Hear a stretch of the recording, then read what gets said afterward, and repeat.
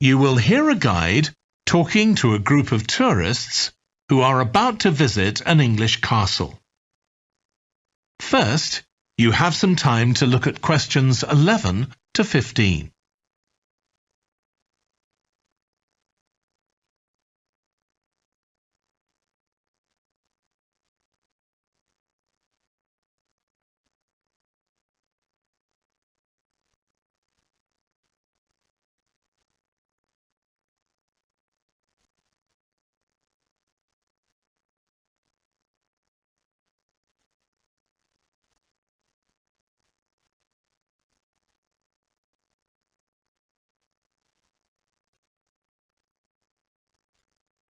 Now listen carefully and answer questions 11 to 15.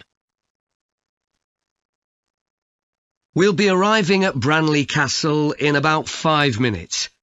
But before we get there, I'll give you a little information about the castle and what our visit will include.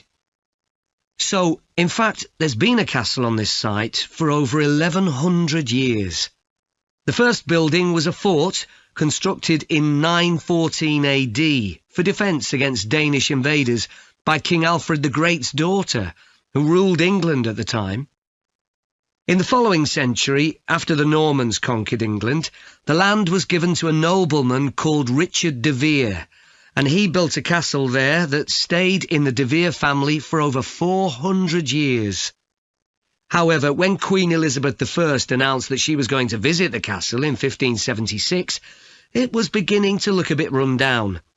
And it was decided that rather than repair the guest rooms, they'd make a new house for her, out of wood, next to the main hall. She stayed there for 4 nights, and apparently it was very luxurious. But, unfortunately, it was destroyed a few years later by fire. In the 17th century, the castle belonged to the wealthy Fennis family, who enlarged it and made it more comfortable. However, by 1982, the Fennis family could no longer afford to maintain the castle, even though they received government support, and they put it on the market. It was eventually taken over by a company who owned a number of amusement parks. But when we get there, I think you'll see that they've managed to retain the original atmosphere of the castle. When you go inside, you'll find that in the staterooms, there are lifelike moving wax models dressed in costumes of different periods in the past, which even carry on conversations together. As well as that, in every room, there are booklets giving information about what the room was used for and the history of the objects and furniture it contains. The castle park's quite extensive. At one time, sheep were kept there, and in the 19th century the owners had a little zoo with animals like rabbits and even a baby elephant. Nowadays the old zoo buildings are used for public displays of paintings and sculpture.